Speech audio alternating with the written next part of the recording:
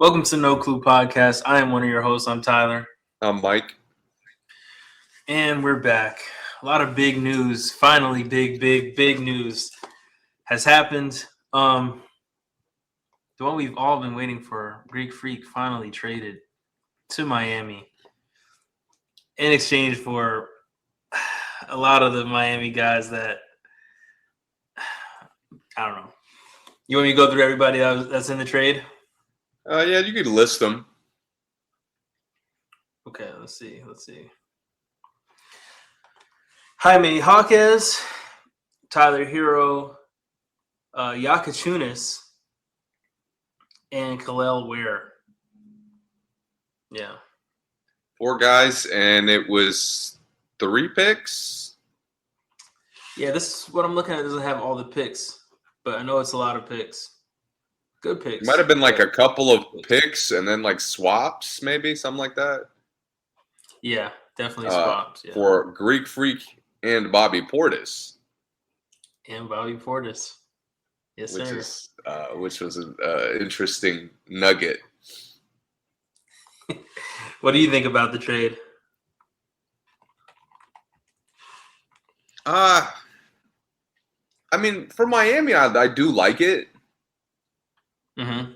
I do think it's kind of the move they've been looking for years now. Mm-hmm. I'm just nervous about how it'll look offensively. Okay. But what makes you nervous? For starters, are they going to be able to keep Powell? Oh, right. Yeah. It's it was Nate Ament in this draft that went number 13. It was first round picks from 2020, that's right, 2031 and 2033, a pick swap in 2030 and a second round pick in 2033. I mean, these teams have no confidence in the 2033 draft. They're just letting all the 2033 picks fly. Yeah, so Kasparas Yakachunas. I didn't know his first name. Yeah. Are they going to be able to keep Powell financially, you're saying? Yes. Got it. Because Powell is exactly the player they need, because now they just need guys to kind of fill out spots, roles, a full rotation. Mm-hmm. But all 4 of those guys played big minutes. Yeah, they did. So now, your depth really, Miami's always been good at plugging guys in, but your depth does suffer. You're getting 2 older guys. Mm-hmm. I would say Greek Freak's been a little injury prone, if anything. Yeah. So I do wonder how the rest of their offseason will play out before I get too excited. The rest of Miami's? Yeah. Yeah. Yeah. Bobby Portis is a really big addition because, to your point, they are losing a lot of their rotation guys. And Khalil Ware was a really promising big man. Yeah. And getting Bobby in that really does help. You get a 6th man of the year candidate, perennial 6th man of the year candidate. Yeah, it's a weird one. It's definitely a weird one. It's amazing that the Heat pulled this off without losing really any starters other than Hero. Yeah, I do think I'm excited to see Wiggins if he's kind of back. I think Wiggins will fit well. But one concern, Bam and Giannis seem kind of interesting together.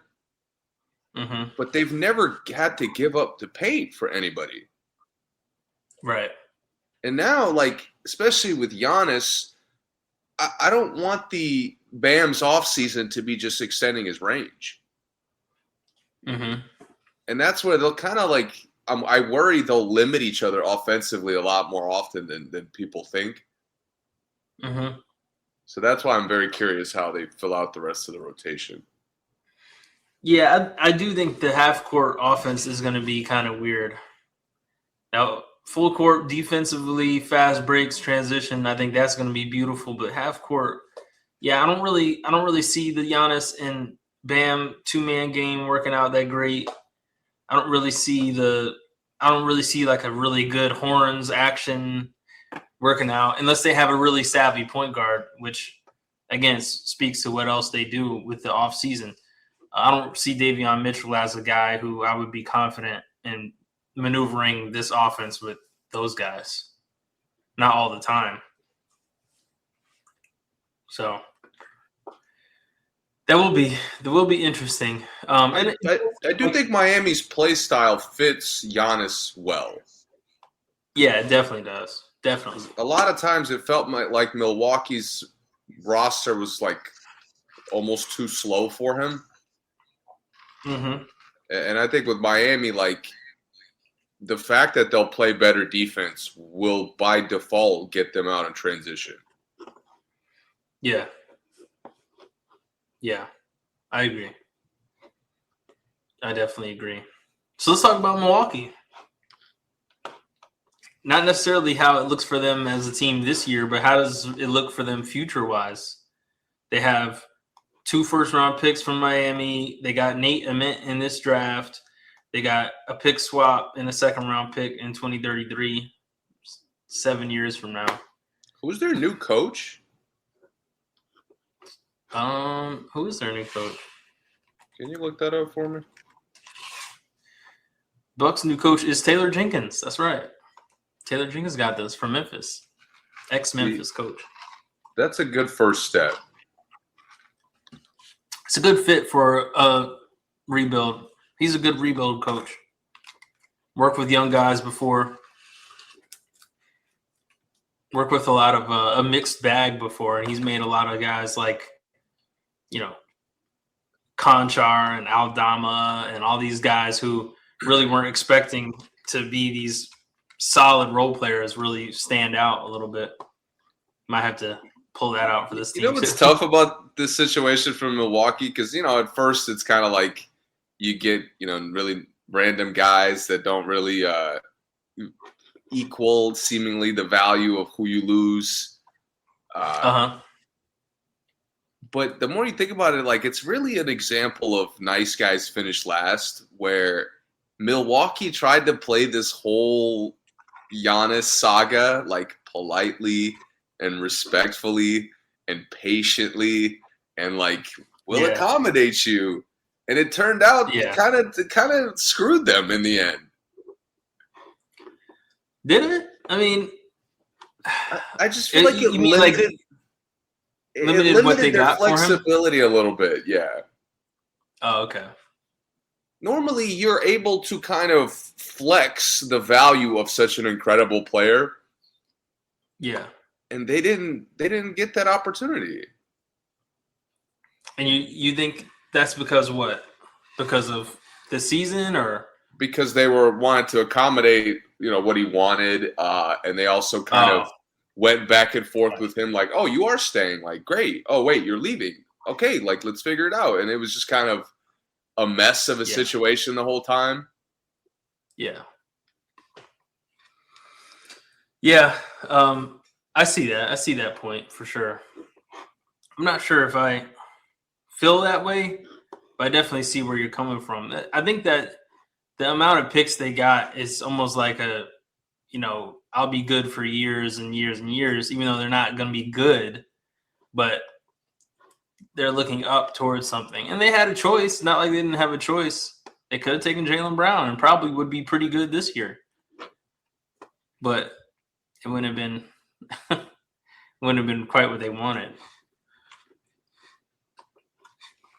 I do think how do you feel about that, though? You think a Jaylen Brown and 2 picks package is better than this package? No.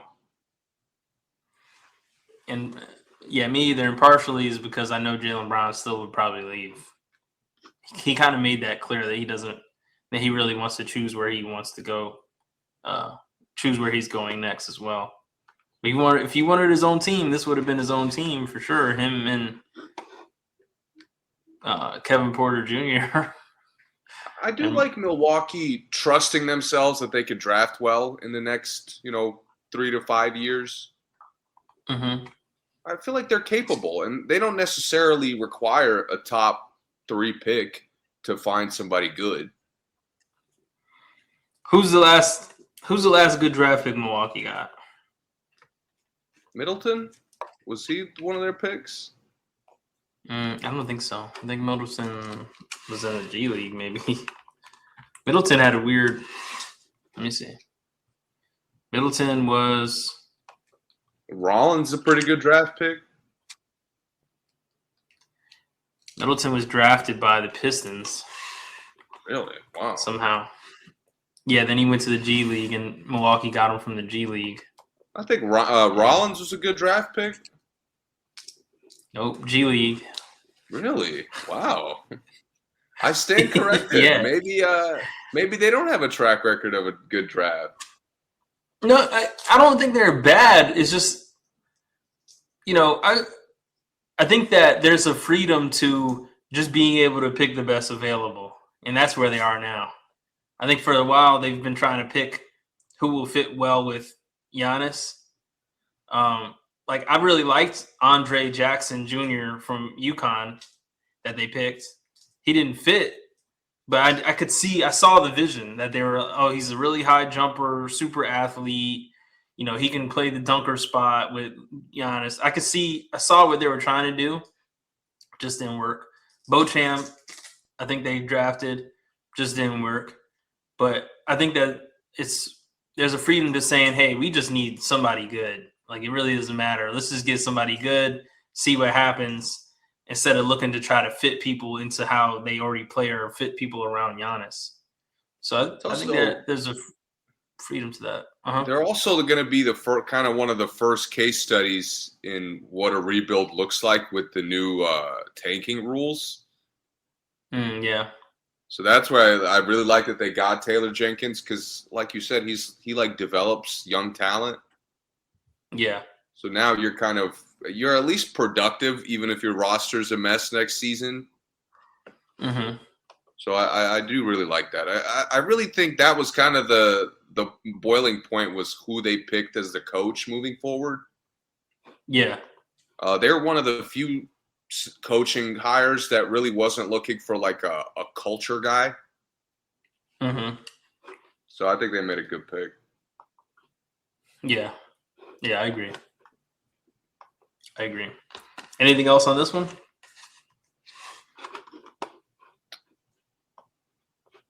No, I think while I like what Miami's doing, I don't think they'll be good enough to win a title. I'm ready to say that now.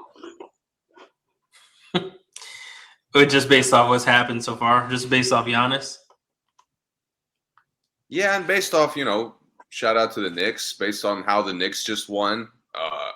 Yeah. How kind of the West is shaping up moving forward. Yeah, I think they're probably only one player away, though. Oh, yeah, that's fair. Because, I really, really like Davion Mitchell, but he's just not going to get it done. He'd be third string on New York. And everyone else, though, Powell, if they did keep Powell, Wiggins, Giannis, and Bam, is 4 out of a really good championship 5. Yeah. And then you got Bobby, you got Pella Larson, who was cooking last year for Miami. They had someone else good on their team last year that, I thought had a really good shot. I'm glad I wasn't in the trade. Highsmith's still there? Who? Highsmith. I know he didn't turn out like we thought, but he's still pretty solid. Yeah, I think they traded Highsmith to I saw Highsmith somewhere else last year. Damn. Is he on Phoenix? Yeah, I forgot where he went. Yeah, he got traded last year. In the middle of the season. I couldn't believe it, for basically nothing. Highsmith is Phoenix. He got traded to Phoenix. Okay. Yeah. But Miami does have Fontecchio, who kind of finished the season really good. Kashad Johnson, dude who won the dunk contest. Jovic, that's who I was thinking of. Nikola Jovic. He played really good last year. Kind of a stretch big. So they got some interesting pieces. Not any championship pieces, but they got some interesting pieces on the bench that definitely could hold it down. They'll be a playoff team this year, even with Davion Mitchell at the 1. But I would think that they're going to go out looking for a legit starting point guard, even if it's like another team's really good backup or something. I do think I could be convinced, especially if Giannis is healthy this year and we see kind of all season how he fits and who they play around him. I can be convinced that they're a contender by the end of the regular season. Yeah. I can see that. All right, next trade. LaMelo Ball and Josh Green traded to the Minnesota Timberwolves for Naz Reid, a 2033 first-round pick, 28, 29, 2030 first-round swaps, and 29, 32, 33 second-round picks. So 4 picks and 3 swaps. And Naz Reid got you LaMelo Ball and Josh Green. Thoughts? I mean, it's pretty fresh. So it's like I haven't really pictured it from a basketball perspective that much. I have. But honestly, I mean, what's to like? What's there to like about this? You tell me. What am I missing? Well, I said I thought about it. I didn't say I liked it. So nothing then. I'll say this.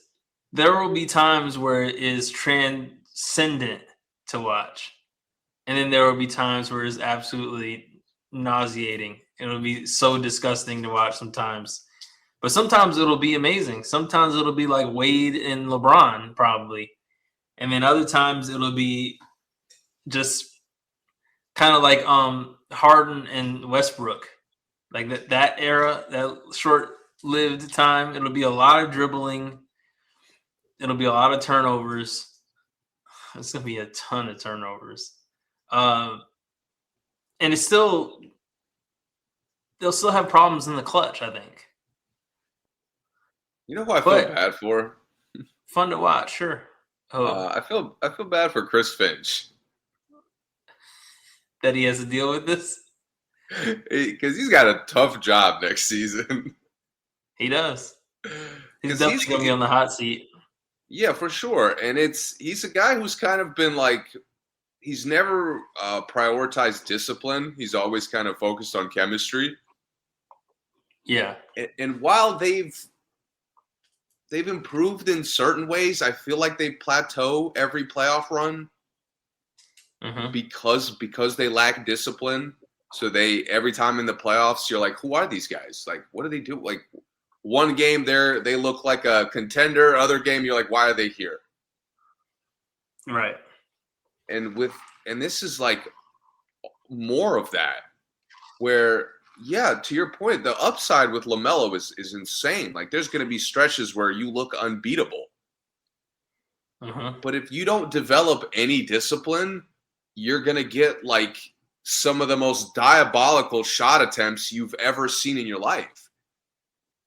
Yeah, it's coming for sure. And it's just like you're not. I can't take you seriously in the West if you can't make good decisions down the stretch. Do they have enough to actually like really make LaMelo shine? I mean, I think getting we said off air, but I think getting Josh Green in this is actually the sneaky best part of this trade because he adds depth, he adds defense, he adds athleticism. He can hit the three sometimes. He definitely is like a really good placeholder for DiVincenzo until DiVincenzo comes back. They're kind of in the same realm. DiVincenzo's a little bit better playmaker, but everything else I would say they're pretty similar. And they just needed guard depth so bad. And now they need all depth, but they needed guard depth so bad. But I just wonder if this isn't on paper, this isn't a team I would say, oh, surround Melo with these guys, and Melo is going to really play to the best of his ability. He's not really that major of a lob guy. He was to Miles Bridges, but Gobert and Jaden McDaniels is not really how they play. I would be a lot more positive if DiVincenzo didn't tear his Achilles. If he was playing next year? Yeah, I mean, even if he comes back, that's best case. He comes back right before the playoffs, which is unlikely. Right. But he's one of the few guys who because again, LaMelo's game is so random. You need a steady presence around him, which Jaden McDaniels is not. He's another like high risk, high reward guy. Mm-hmm. Obviously, Ant is like his own kind of player, but now we didn't even talk about the fact that they gave up Randall. Yeah. So now you really have to figure out role players that could just provide for nothing, by the way. Yeah, like they addition by subtraction. I like it, by the way. Mm-hmm. But to kind of they've already been a thin team depth wise. Yeah. I'm honestly, LaMelo's also a guy who's fairly injury prone. Like LaMelo goes down, I can't even picture like how you're getting through 48. What guards are you playing for 48 minutes? Ayo, that's it. Yeah, you paid Ayo a ton of money. By the way, he ended the playoffs. He got hurt too. Like you gotta have guys who you could plug in that, because again, the season hasn't been shortened yet. Yeah. So that's a lot of games to get through. A lot of teams in the West that are young that there was not a lot of easy wins in the West. And the teams that performed the best in the West had deep benches. 100%. And that's the one thing they don't have is a deep bench. And it got worse. So, yeah. Let me ask you this. Do you they got Mo Gay in that trade. Sorry, I don't mean to call Mo Gay nothing because I do like Mo Gay. But do you think that Anthony Edwards, has he shown you any actual – well, let me put it this way. There's a difference between an alpha dog and an actual leader. And for me, Anthony Edwards has shown he's an alpha dog. But he hasn't shown me any actual leadership on the Timberwolves, because the last 3 seasons in the playoffs, at the end of the season, at the end of the playoffs, it's always like, why isn't he doing more? Where is he? What happened? I was double teamed. I couldn't get a shot off. We just, I get this year health was a bigger deal than the last few years, but how do you feel about that? Like, do you think who's going to be the leader on this team? Does that play into why you think that it's a little bit more volatile? Is it because you're not confident in Edwards' leadership skills? Finch's? I think they're going to trust LaMelo for better or worse. I think they're going to kind of believe in him. I mean, unless it looks really bad, they're going to believe in his upside, and especially if he's playing well. Like LaMelo's a guy I think Edwards will defer to him. That to me, like Randall, for as good as he could be, he's just not the number one. Like he's not your second round number one guy. No, he's not. But LaMelo, I don't know about the playoffs, but like LaMelo has shown such an incredible talent that, again, I don't think it's right, but I think they'll defer to him. Yeah. And this is kind of the balance where even in the past, Edwards defers to guys he clearly shouldn't. But the problem is he's not involved. And it's been years of this now, like to your point, 3 years essentially. With LaMelo, if it's the same thing, nothing's going to change. Right. But if they could kind of learn at some point that, like, Edwards as an option 2 could be even more dangerous. Mm-hmm.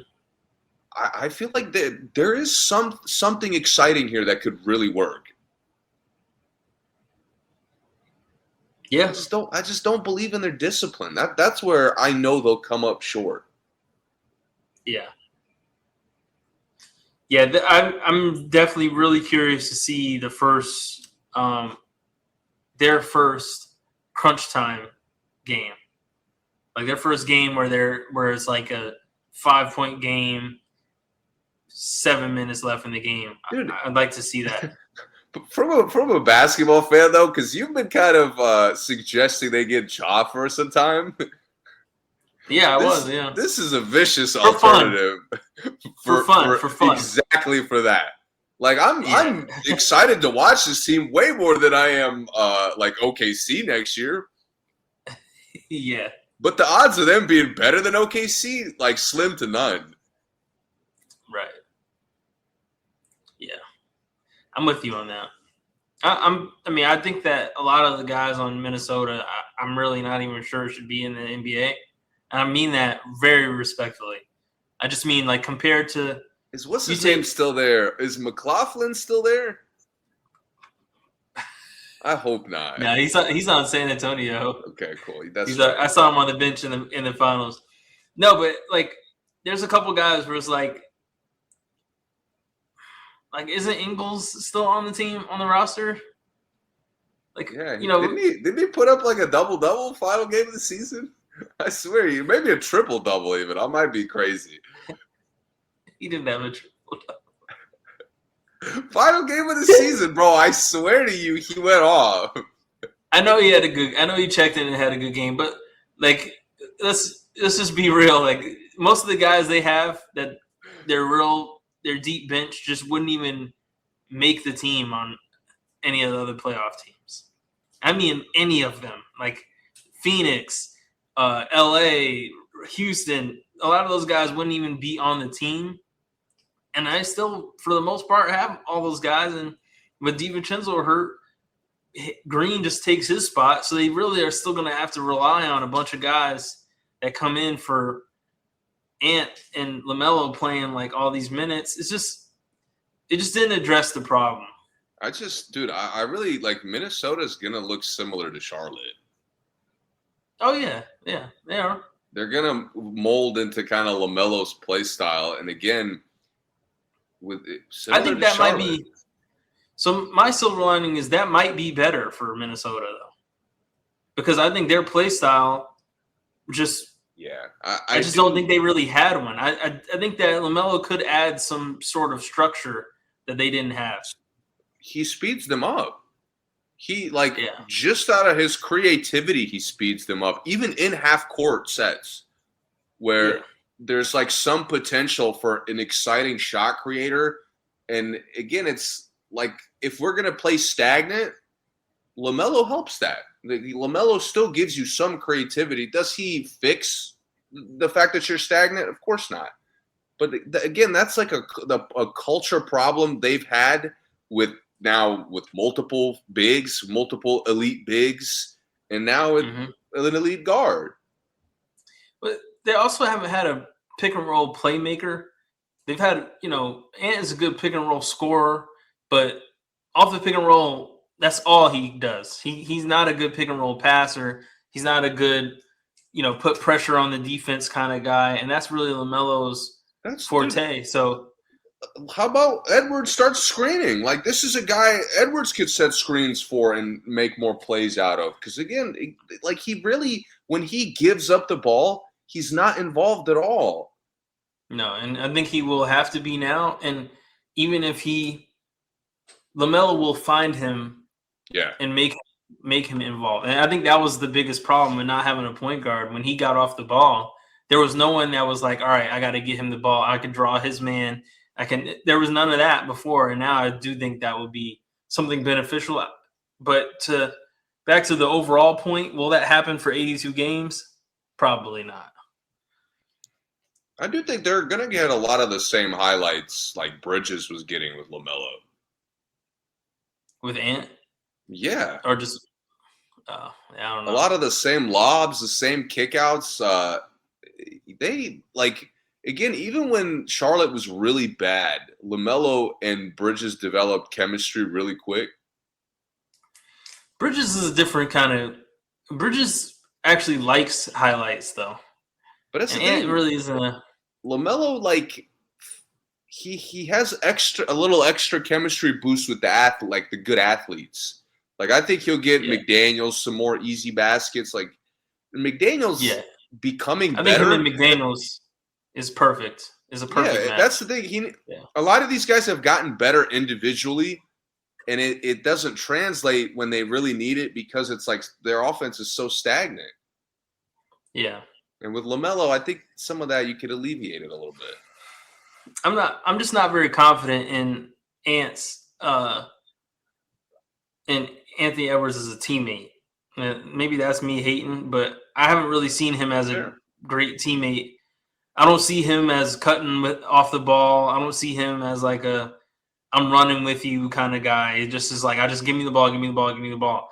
And I'm not saying he's a ball hog because he's not. It's just like if you're giving him the ball, all he's thinking about is what he's gonna do and not of a play. It's like if I get it, I can do this, I can do that. It's not like, yo, let me get in this spot and make it easier for you to get it to me. He doesn't have that second thing in his mind, to me, from what I've seen. But I don't know. I think he could prove me wrong. Let's go back to the Randall thing real quick, though. Julius Randle and the number 28 pick got traded for Mo Gay and the number 33 pick, and Nick Claxton somehow got traded to the Bulls for. Yeah, what the? Why was this a 3-team trade? I'm not sure. Like, I don't know why they didn't trade Randall for Claxton. Like, that seems like a perfectly fair trade, but I guess you don't want Claxton and Gobert, basically. This is honestly, I was low on Randall coming off the playoffs. Yeah. But like, this almost looks like the fucking team like shunned him after the playoffs. What, to send him to Brooklyn for For nothing? nothing? For essentially nothing. You know, no disrespect, but it's like Randall is like an all-star caliber player. Well, the thing is, they did it to free up the cap space for Dosunmu. So again, Randall's skill set was so insignificant that he was like a clearance piece for a guy you acquired mid-season last year. I know. I'm not. And I like the contract for Dosunmu. And a bench guy at that. He's not even. I mean, I guess he might start this year. I mean, he did cook Jamal. You know, they were pretty excited of him cooking Jamal. Yeah. I'm not ready to say he's cooking everybody league wide, but we'll see. He didn't cook anybody on OKC. That's the problem. That's why I'm concerned. Right. If you can't cook anybody on OKC, then it really doesn't matter. Jamal's not a defensive stout by any means. Yeah, and unfortunately, well, I'm not making excuses, but you never know when Jamal is actually healthy or not. Right. When he gets cooked, you can always be like, Always at the end of the season, just like Jimmy Butler, we find out Jamal's been dealing with tendonitis in his ankles all year or whatever, something crazy. That's right. But anyway, so you hate Randall in Brooklyn. I like it. Bro, Randall and MPJ is just disgusting. I love it. It's so gross. I'm feeling it. Dude, there's going to be like they're going to cook for like 3 to 5 games. There's going to be like 4 games where they both put up crazy numbers. They get on the glass. I can see it. But it's maybe 5 games. Maybe. Out of 82? Yeah. I mean, they'll win more than that. Don't get me wrong. They're not like a historically garbage team. You're just saying that's the only time they're going to have good games at the same time? Absolutely. What is the MPJ to Randall like game look like, or vice versa? Like there's gonna be none of that. They're going to be bottom tier in assists. Maybe I didn't get to watch them the second half of the season last year, so I'm sure there's a couple guards I'm sleeping on. I'm sure there are. You talking about Brooklyn? Yeah. But I don't care. Like, that's not – Randall's a fucking asshole. Like, Randall's coming in – Randall's been contending for a long time, and now he's going to a fucking rebuild where, like, he's going to think he's the number one guy. I don't want this team to fucking give up the ball to him. Who is the MPJ is the number one guy? Sort of, but the problem is, they're in the Milwaukee situation. They fucking suck. They got to believe in their young guys for better or worse. Yeah, I mean, hold on, keep going. I'm gonna check something real quick. I want to look up something. It's just like I just can't picture Randall coming in. You talked about I don't think Anthony Edwards is a good leader. Like Julius Randle, what leadership skills has he shown? He just plays hard, leads by example. Does he? In the playoffs, he was complaining hard. I don't know about playing hard. Yeah, I mean, in general, not maybe not this season, but in general, I think he just plays. He just tries to lead by example. I just want Brooklyn not to slow down for him. Like, I want him to fit whatever they're doing. That's fair. I wanted to look up something because I wanted to look up the Knicks roster when Julius Randle got there. And you want to hear it? I just hate. Hang on. I've wanted Claxton out of Brooklyn for so long. Me too. And the fact that it's Chicago as a fucking like bonus destination, again, I still don't understand why they're in it. I hate that they got a good center because they're not going to utilize him at all.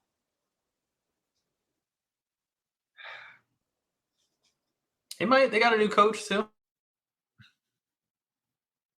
We'll see. I'm hating. I'll let it go. They really wanted a center, and they wanted him. No, I'm with you. I wish they went somewhere that really wanted him because I do think he's really valuable. I think that he is kind of the he's like the leftover of that DeAndre Jordan, Hassan Whiteside kind of era of just throw it up anywhere he can get it. He's going to block the shots. He's going to hurt himself trying to block shots. He's going to hurt himself trying to dunk on people. I like that, and I do think a lot of teams could use that.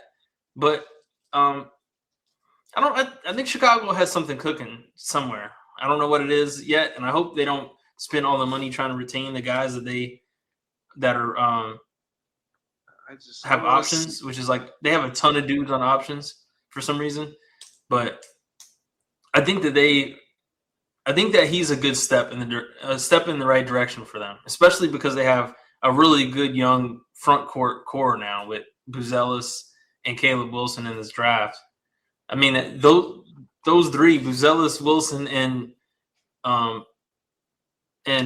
Claxton, is a really nice. And I like trio running the show with those guys. Yeah, and I've said it. This is my second offseason saying it. They are just missing a good wing, and I do think now they could go for a good wing. They could end up with Jaylen Brown, maybe. I don't know. I mean, I think they have a lot of options, but they don't have a lot of money because I didn't know until recently how much Nick Claxton makes, which is a ton. He's getting paid. So, but real quick, back to Randle really fast. Listen, this is what the Knicks roster was when Randle got there. Kadeem Allen, R.J. Barrett was a rookie. Ignas Brazdeikis from Michigan, he was a rookie. Reggie Bullock, Wayne Ellington, two UNC guys. Taj Gibson, Mo Harkless, Kevin Knox, Marcus Morris, Frank Tilakina, Elfrid Payton, Bobby Portis, Mitchell Robinson, Dennis Smith Jr., and my 5-star roommate for 3 years, Alonzo Trier. They were absolutely terrible when Randle got there. Absolutely disgustingly What was the record? Sure. 21-45 when he got there. So I'm not saying now it'll be an exaggeration if I said Randall built the culture from that.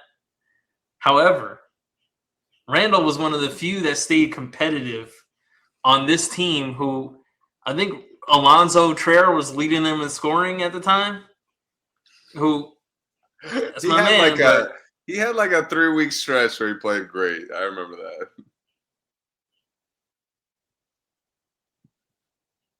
He did, yeah. So he's another Arizona steroid guy. So I just think Randall has this competitiveness that he maintains even in the darkest depths of failure. I think that's something that Brooklyn really needed on their team. I'm not saying they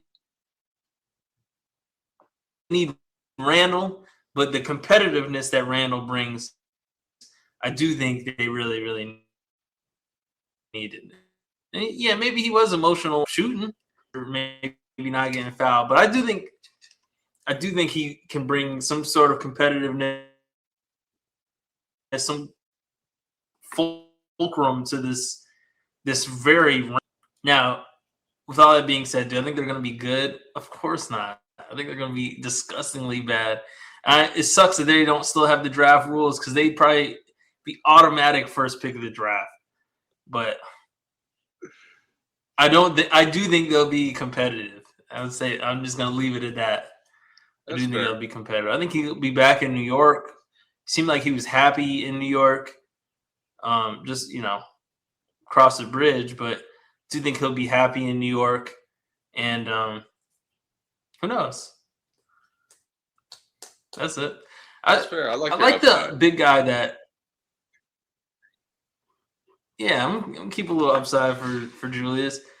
What's the big guy that Brooklyn has that played really good this year? Hold up, I'm about to look up. One Sharp, was it? No, Sharp's been there for a while. This guy is newer. I'll find him. They made some interesting draft picks too.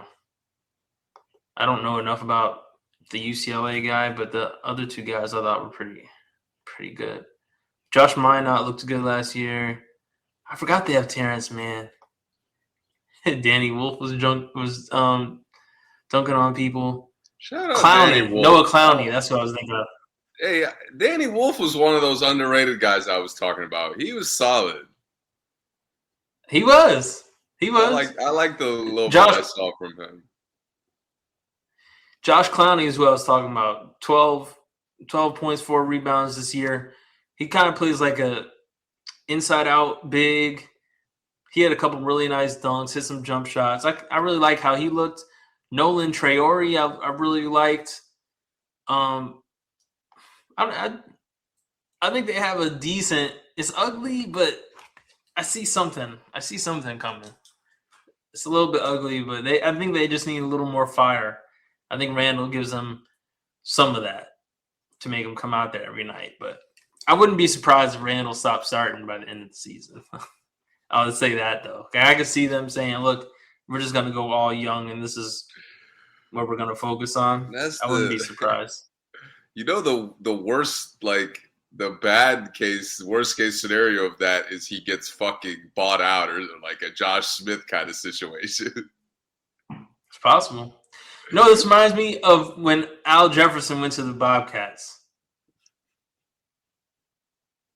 Good competitive. Yeah. He's going to try hard.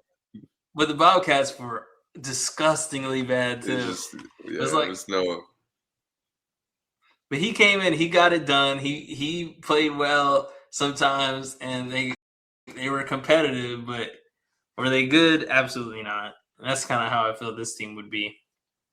Randall's there, Al Jefferson. Or I don't think he's going to be Josh Smith bad. No, yeah. That's like absolute worst case where, they'll struggle and he's got a shitty attitude, but I don't think that'll be the case. Yeah, he's never been that kind of teammate. Never been a Josh Smith kind of teammate.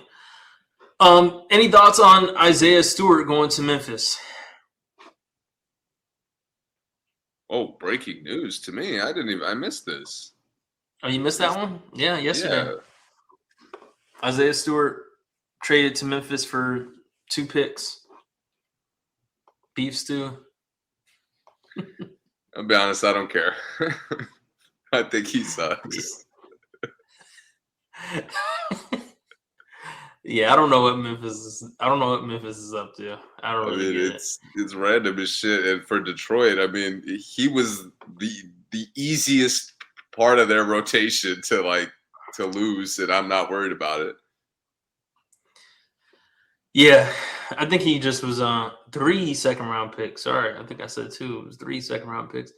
I think he just kind of is opening up cap space for them to make sure they keep everybody that they wanted to keep. Which I don't know who was a free agent for them, but I'm assuming they're going to try to keep everybody. Kobe White returns to the Hornets on a 3-year, $74 million deal. They got him making $24 million a year. I saw this, yeah. I like it. It's tough. Al Horford staying with the Warriors for $14 million, $7 million a year. And Austin Reeves resigns to the Lakers. Okay, let's get down to it, man. Let's get down to it. AJ DeBonsa is a wizard. Yes. Trae Young is still a wizard. I could sleep safely again without worry. I love it for the Wizards. I was really hoping they did pick DeBonsa. I just think this was like a no-lose situation, though, for them. They could have picked anybody, any of the top 3. I think it would have been fair. And this isn't one of those where I think we've had some controversial ones in the past where we really were worried about when we looked back, how it would look with their choices. But this year, I just think no matter who ends up being better, you look back at this and you just have to understand, like, these guys were all really studs in college. It wasn't like a real argument like it has been in the past. But I just think the Wizards, to your point, whoever they picked, the team is kind of waiting for like the next guy to come in and take the mantle. Yeah. And I think any of the picks, Peterson especially, like would have got a completely like full opportunity to shine. Mm-hmm. And I don't think he gets that in Utah to the same extent. Yeah, I agree. So that's where I kind of like if I was a top pick, I would also want to go only to DC because they're in such a like take command of the franchise situation. Yeah, much lower expectations. And I just think I do think AJ just has like a different level of upside than the other guys do to me. Okay. Tell me more. Like I just think I think he separated himself as the clear-cut number 1 pick early in the season. Yeah. And we kind of psyched ourselves out the rest of the way where it's like, it's not that clear-cut. Like, there's no way this guy is that much better. But the more I double back, I do think that. I think the top 2 were way better than everybody else. Like I know people like Boozer, but I mean I think Boozer even went too high in my personal opinion. But with DeBonsa and Peterson, there really was nobody remotely close to those 2. But between them, it's just I see what you mean because I do think DeBonsa has a higher ceiling. I think DeBonsa has like a Jordan, Kobe-esque ceiling. I'm not saying he's going to be like them. I'm saying he's that mold. I want to get that hype for him too. No, I'm with you. Yeah, I'm just saying he's more of the mold of like a longevity wing, like a DeRozan is 38 and still really competitive. Like I could see him being a long-term guy. But I think highs, like higher highs, Peterson just like some of his shots are just so water, bro. Like sometimes he just does not miss. It's just crazy. He's gonna heat up like crazy, dude, and that's where it's gonna be cool in Utah because he's kind of like part of the crew. It's not gonna be, you know, the defense is not gonna be able to zero in on him. Yeah. So when he gets going, it's just gonna be nonstop. Yeah, he to me, I know they compared they compared a lot of guys to Dame in this draft for some reason. I don't know why. Like it was like 4 or 5 dudes that were like Dame Lillard. He could be Dame Lillard. He could be Dame Lillard. Why are we disrespected?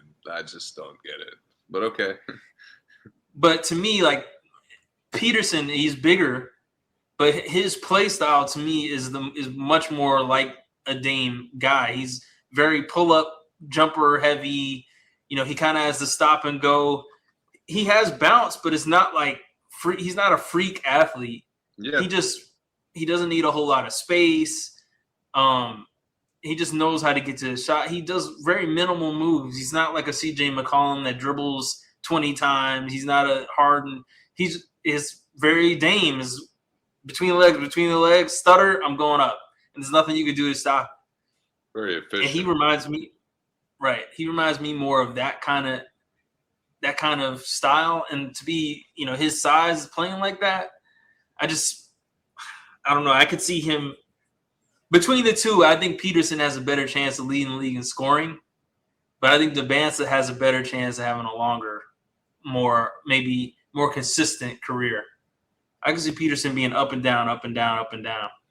I also think Debanza kind of figuring out he's going to be similar to Cooper Flagg, where he'll stuff the stat sheet randomly all the time. Yeah. More so when he's not playing well, I think. Mm-hmm. So I'm super hyped for him in DC. I don't even want to discuss like whether DC will be good or not. We'll do that closer to the season. But I think he just coming into as incredible of a player as he is, he's coming in as such a perfect situation for him individually. I agree. Yeah. And I would have felt the exact same way for Peterson. Yeah, I think Peterson and Trey would have had more issues than Peterson will have in Utah, and more issues than Debanza would. I don't think Debanza will have any problems because I do think, to your point, Debanza can do a little more off the ball. He likes to post up. He likes to cut. He likes to hit the short jumper. He can hit the long jumper. He can rebound. He likes getting into the mix. That's not really Peterson's thing. So I think if you have Peterson and Trey, you'd have two guys who at some point would both be doing nothing.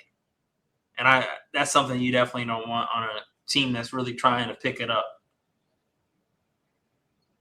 They're starting 5 though, man. I'm telling you. With Keyshawn George, Debanza, Trey, Sar, and AD.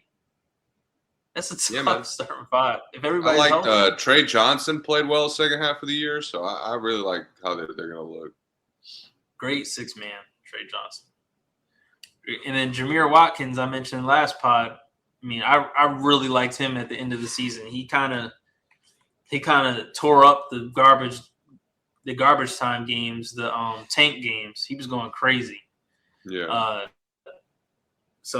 You guys got a good squad coming. Good squad. Was there any of the other picks that stood out to you at all that made you curious? No, I like the obscure guy, the Purdue guard, Smith, Braden Smith, I believe. Where do you get drafted? It was early second round. Braden Smith. It's like 30 Pacers. Yeah. Okay. I like that. I think he's a good decision maker. I liked also the UConn guy. He was a late first round pick. Caravan? Yeah, I know what you're talking about. Yeah. Caravan, yeah. He was like one of the last wasn't the last one, but he was one of the last first round picks. Yeah. I just think there's like a resurgence for good decision maker guards. Yeah. And I think they fit right in, even if the ceiling is low, which obviously these two guys, like their ceiling is, I don't even know what the peak could be. Mm-hmm. But I think they're set up to fit right in on a team with good depth. And if they're just steady, it's like it really sets you up to just be a role player, a consistent role player at that. Where did Caravan go, by the way? I could pull it up real quick. He went to the Cavs and then got traded to Sacramento. I guess I'm not really sure how, but traded to Sacramento. Yeah, I mean, I don't love the destination, but I still think, again, it's more you actually now need his skill set. You need that steady presence. So you're not looking for an upside guy with a late first-round pick when you're a bad team. Right. So I like it. Yeah, you see anyone that you think is on bus alert? Or are you waiting on that? The Arizona guy, Koa Pete. I think he's he's like a trash version of Boozer to me. Yeah, that's fair. Of course, Knicks. I liked him. I liked him early on. I liked him in October, November, and then I saw him in January. Nothing changed. February, nothing changed. March Madness, he literally he might have regressed a little bit, and he played all season. Like, dude, you were out there. You're not. One thing, you're dealing with an injury. Okay, you got it. But you're playing all season on a team that's dominating, and you're not improving. You're not showing anything but just good pivots. I need more than that. Good pivots. And that's I'm exaggerating, obviously, but with Boozer, that's where Boozer stood out as the season went on. You saw a little bit more from him. You saw a little bit more ability to play off ball. You saw him get more active as the season went on. Yeah, he was just kind of like a steady, low upside guy. That's really all I saw. Yeah, he seems he just played very college-esque. He looked like someone I thought would stay another year. Exactly. He didn't look like a pro playing in college like some of these other guys. Yeah. Who you got as a potential buzz? Keaton Wagler going to the Clippers. I just don't see it. I mean, I think he got buckets. He had a really big game, a couple really big games, but I don't like where he pulls his shot from. He's kind of a shoulder loader. I don't really like where he pulls his shot from. I think low release. Oh, that's not a good look. Yeah, I mean, he has good size. He needs a lot of screens. He doesn't have a whole lot of ISO level game that I saw. Not against really good talent, obviously. And that's the one thing that's tough in college because they're going to play a quarter of their games against guys that have no business guarding an NBA caliber player. So in those games, he can take guys ISO. And a lot of these guys fucking eat in those games. They do, yeah. So in a lot of those games, he looked like he could take guys ISO. But when they played other teams, guys his size, because you're not going to go to Southern Illinois and play a 6'6" shooting guard. This is not a 6'6" guy might be playing center at those schools. And guy's really makes it harder. It makes it harder to evaluate these guys because you really got to pinpoint when you could really catch the moments. Right. So I'm just saying, for me, I didn't see him do that against talent that I thought would be NBA as an NBA scorer. And coming from all the other NBA scorers we've seen, I just didn't see that in college. So going at 5 was a little bit high for me. I could have seen him at 9, 10, but not 5. But I do think he's kind of what the Clippers want, and Mathurin is inconsistent, so I could see them trying to get another scorer, but I just don't really see his scoring translating. Kind of like a Kyle Guy or something like that. Stauskas might sneak in a few years, but nothing serious. Right. Yeah, that's how I feel. Yeah. he might end up being more of just a catch and shoot shooter, like a Kennard. You know, like Kennard. Kennard wasn't like a huge scorer in college, but he did a lot more than they want him to do now. Yeah. Like I think I could see Wagler coming in like, yeah, I was doing all this in college. Nah, dude, we just want you to just shoot. Just stand in the corner and just shoot. Space. You can't do all that stuff. Yeah, so I could see that happening for him. But I don't see him being a number 5 level guy. So I really liked I thought OKC getting Mara from Michigan was really smart. Another more size.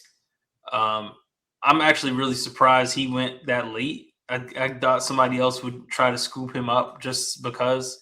Maybe one of these teams that didn't really need anything. Like, I'm not really sure what the Hawks need. They got a point guard, but I wouldn't have been surprised if the Hawks just said, well, we don't have a 7-footer, so let's just get a 7-footer and we'll figure out the point guard thing later.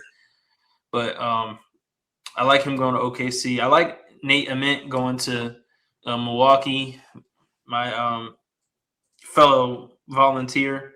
I like him going to Milwaukee.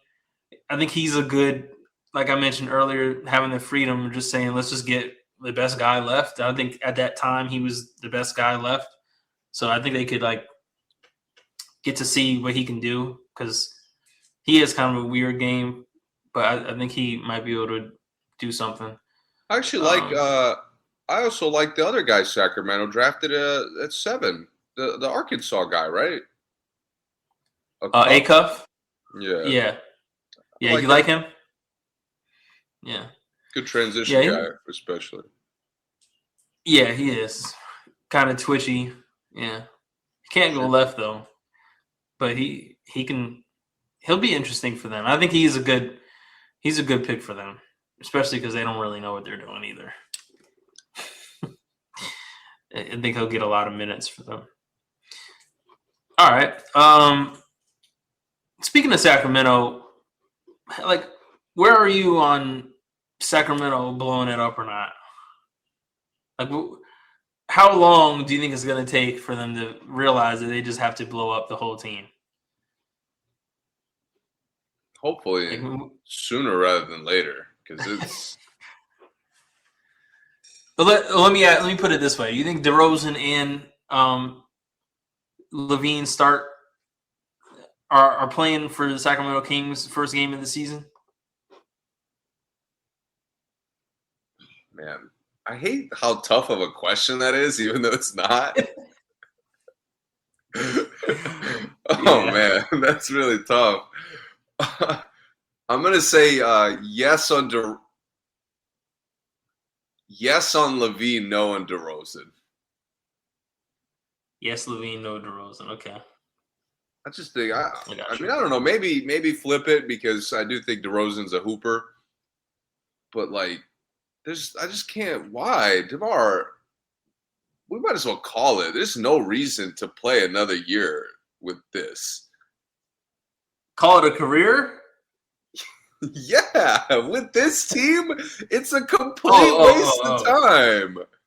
Oh, you're saying on the Kings? I thought you meant he might as well like retire. That's what I'm saying. He'll maybe like, dude, I'm not playing here. Like, get me out. And there'll be some like mutual parting of the ways. Or retire. Yeah. I got you now. Yeah. With Levine, I mean, Levine is still relatively young, and he's still in like the delusion of if I get right, I'll pop off. Like if I get healthy, I'll cook. So I think Sacramento will easily delude themselves. If he's healthy in training camp, they're gonna be thinking like we got this. I think you're right, unfortunately. I can already picture it. Dude, I can visualize first game Levine goes for like 45. They get a win. It's like a big win again. I don't know who they're playing. I didn't look at the schedule because they're not going to be on TV. I can tell you that. Right, yeah. But they get a big win. Sabonis is like all over the stat sheet. It looks great. and then they go on like a 15-game losing streak right after. Yeah. Yeah, I can see that happening too. Their team looks like when you play, if you're doing a fantasy draft on 2K, the team that has the last pick. Yeah. They have Westbrook at 37, DeRozan at 36, Sabonis, Levine, Killian Hayes, Malik Monk, Neek Clifford, Doug McDermott at 34, Precious Achua, Drew Eubanks, Keegan Murray, DeAndre Hunter, Devin Carter, Patrick Baldwin Jr. Come on, man. Dylan Caldwell, I like. Poop. Oh my God, it's bad. Yeah. I mean, DeRozan is 36. Like, seriously. On a team that's barely going to win 20 games, why am I playing? The crazy thing is, and this is the weirdest part, they, like, talent-wise, they should win more than 20 games. Like, I don't think I've seen a team with this much talent that we all know for sure will not win more than 30 games. I mean, I just don't know. Like, it's just a bad mix. They're truly just a bad mix. I mean, they committed to the wrong guy in hindsight off of their success a few years ago, and they didn't know this at the time. It's not that they knew they should have known the better, but they could have stuck with Mike Brown longer. Yeah. And I think that was the mistake where they put the faith in their star player who was gone a year later. Yeah. And again, it's hindsight. We didn't know he'd get this exposed, but again, like Mike Brown was a big part of why you became successful. And you gave that up, not really believing that he could kind of get you over the top. I don't really know why you gave up on him so fast. Well, you could go even further and say choosing Halliburton to trade versus Fox while Fox was hot. I mean, that changed. That was a major future change for them, which they really didn't have to trade Halliburton, which was kind of crazy too. But they made a lot of weird decisions. I don't think any team's made more. If I remember correctly, a big reason they fired Mike Brown is because he fucking shunned De'Aaron Fox. Probably. Because he was like, dude, what the fuck are you doing? Well, obviously he worded it better, but because Fox blew the play-in game for them. Yeah. Yep. So it's tough. It's tough. Yeah, I don't think they'll be on the team come the first game. I think DeRozan will neither of them. Toronto. Neither. Yeah, I don't think either of them will be on the team. You know what? I think Sabonis will though. Yeah, I'd like it more if he was gone too, but I do think if they're starting to clear house going into the season, like it's clear cut, and both of them being gone would make it clear cut, then I actually like it. Yeah, I think it's tough. They're both from. Is Levine actually from LA? I think he is. He's a Cali guy. I don't know if he's an LA guy. Oh, he's Seattle. He just went Seattle. to UCLA. Higher. So he's from Washington. Yeah, so that's tough. A lot of those guys really don't want to leave the West Side, even though they both have been in a bunch of different other places, but it's hard to get them to leave the West. Levine, 31. Yeah, he's getting up there.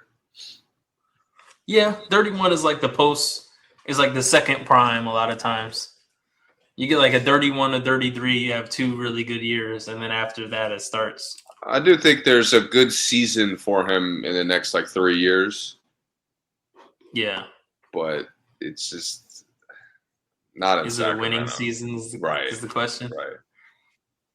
Yeah. We'll see.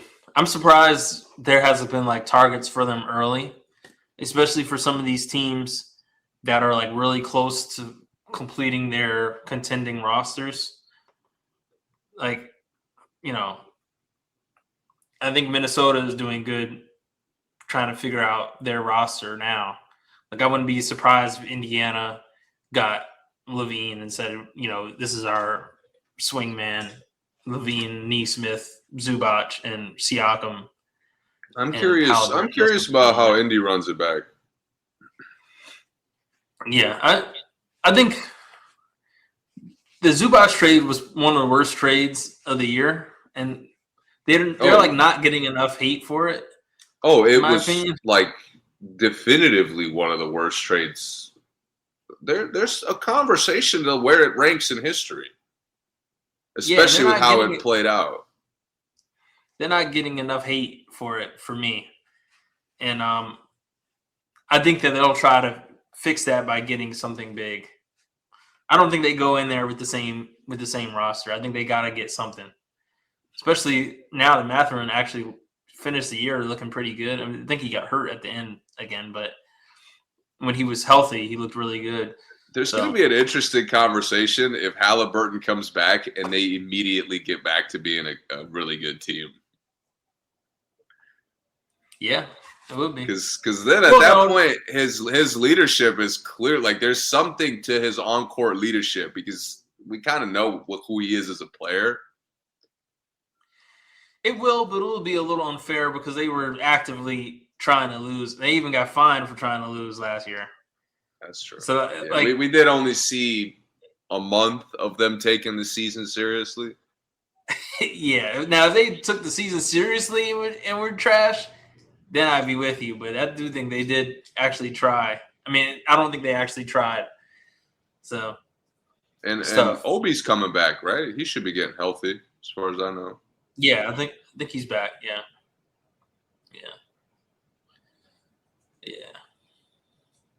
Any other teams you think will make a move soon?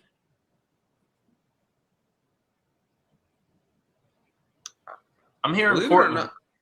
Believe it or not, a bit of a wild card guess. I think Orlando's going to do something. Okay.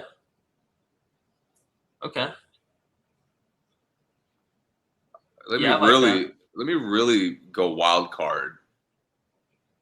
Banchero for Brown, straight up. What do you need to make it work?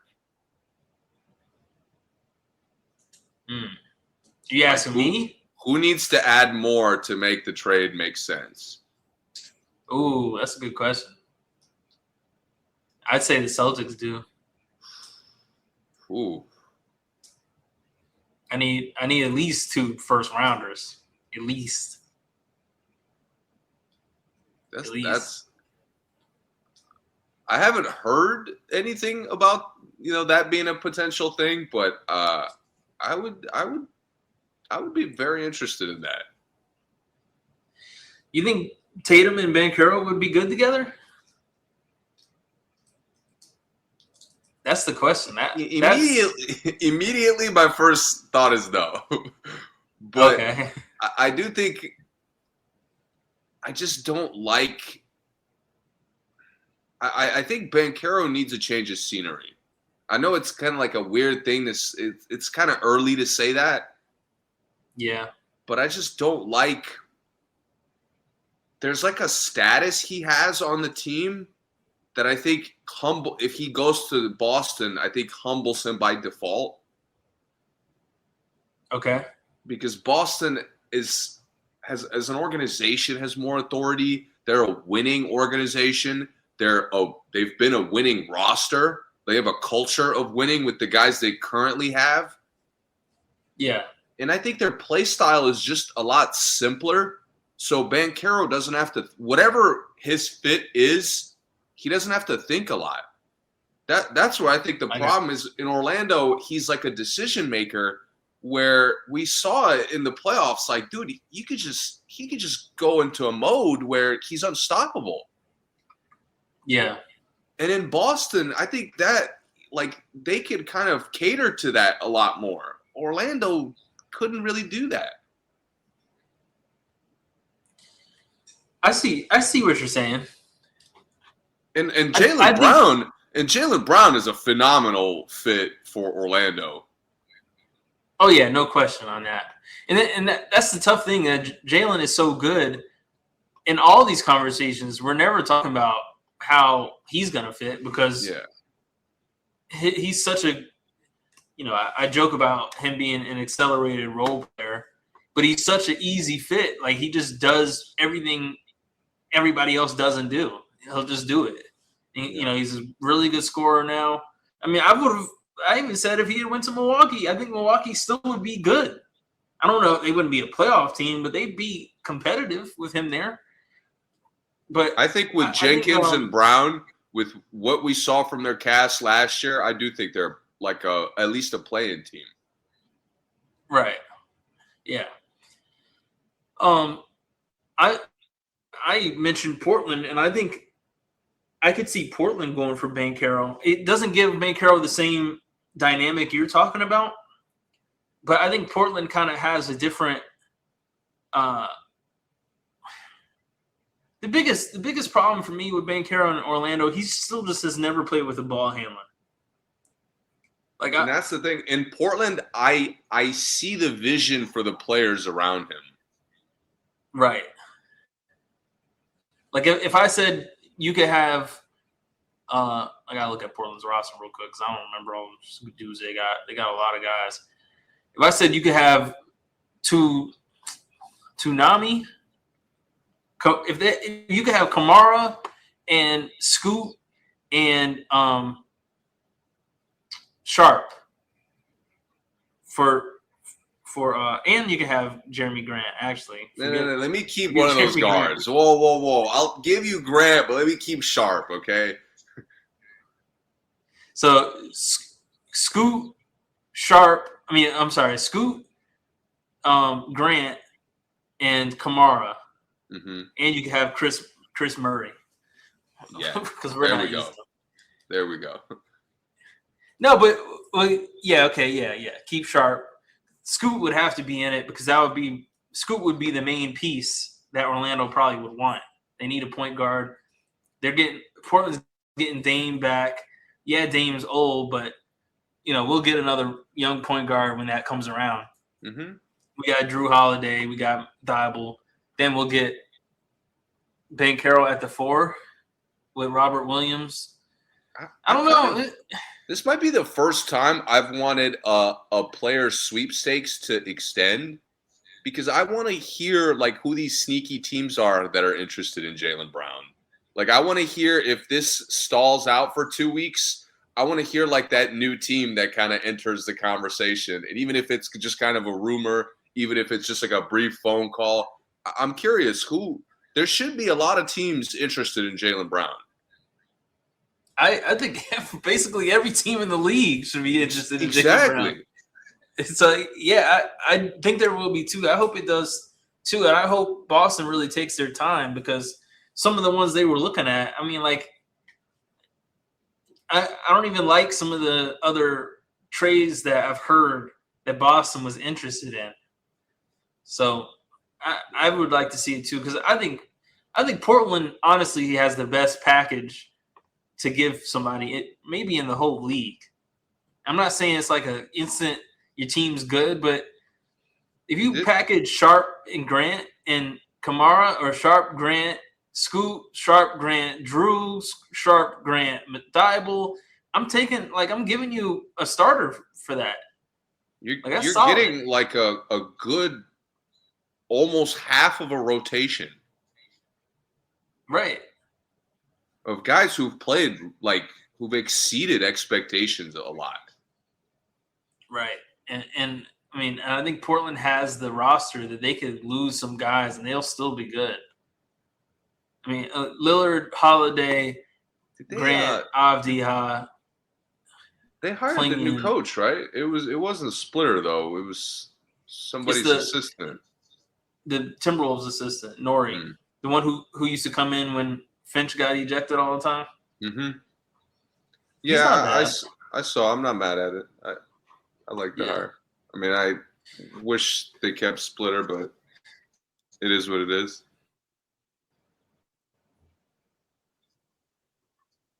They got James Posey as assistant still. I don't know what James Posey does for these teams. Yeah, so there's options out there. I like your Orlando idea as well. I think New Orleans is in the conversation. I mean, I do think they're trying really hard to hang on to Zion, but I could see a Zion trade. I could see someone offering something that they just can't God damn, I keep forgetting about New resist. Orleans. I do. I'm curious about what they do. Yeah, they're another team that they could put together a nice package. And it's really not even that it's like guys they don't need, it's guys they just truly don't use right. Like they need Most of the Trey roster. Murphy. Right. They need Trey Murphy. They need DeJounte. They need Herb Jones. They need Fears. But I could see them trading all of them because they just don't know what to do with them so far. Derek Queen might cook next season.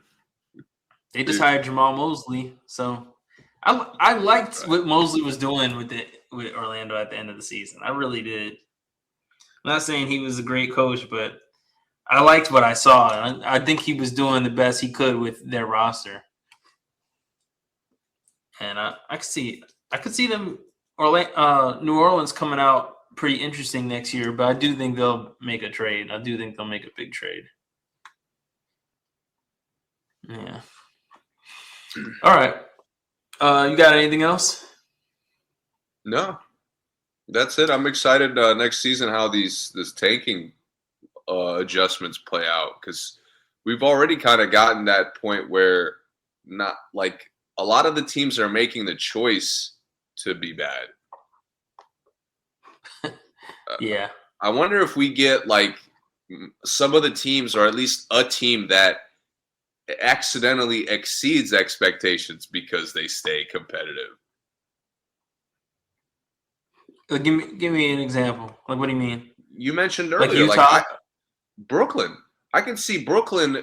Let's say Brooklyn's a 20-win team in reality, but because they're competitive, because Randall's kind of re-energized, refocused, and he stays locked in all year, he plays great. Maybe he's like a fringe MVP candidate, even with just good numbers. Yeah. That's 30 wins right there. 35. Now you're getting to 500. You might be able to sneak in the play-in at that point. Oh, I got you. Yeah. I can see that happening too. That's almost what the Hornets did this year. Yeah. I mean, they were a lot better than people expected. They just didn't put it all together. They were a lot better than anybody was expecting them to be. And I think we'll get a better view of like on a lot of these bad teams, how these guys are up and coming, like what their potential really is. Yeah. I mean, I've been so many years of watching Utah not being able to like evaluate all these talented fucking players. Yeah. I'm excited for Utah. I really am. They're one of my teams I'm most excited to see, and not even because of the draft. I just want to see the guys that they had, and I know they're going to get more televised games. Oh, for sure. This is my first season being excited about DC since John Wall left. Like, I'm pretty sure I haven't been excited since John's been gone. Were you excited when they got Westbrook? No. Oh, that was the same year, right? They got traded. Yeah. Yeah, I wasn't excited either. I was actually more excited to see John on Houston than I was for him to see anything on. I still get pissed off about that shit. Yeah, if you go back and look up the roster on that Houston team, their roster, the first game of the season was amazing on paper. It was absolutely disgusting in the games. But on paper, it was like they were like the Kings. Yeah. All right. Real quick, did you see Alyssa Thomas last night almost punched Caitlyn in the neck. Not really, but she it was a dirty play. She went down for a loose ball Caitlyn had, and she kind of put her weight down onto Caitlyn's neck. It was an ugly play for sure. Yeah. She just got suspended, flagrant 2, suspended for a game. Mm. Interesting stuff. WNBA has been pretty intense this season. We'll probably talk about it more next pod because I don't think we'll have as much stuff. Next pod we'll talk about it. All right, thank you for listening. As always, please follow us, subscribe, turn on notifications, and we will see you guys next time.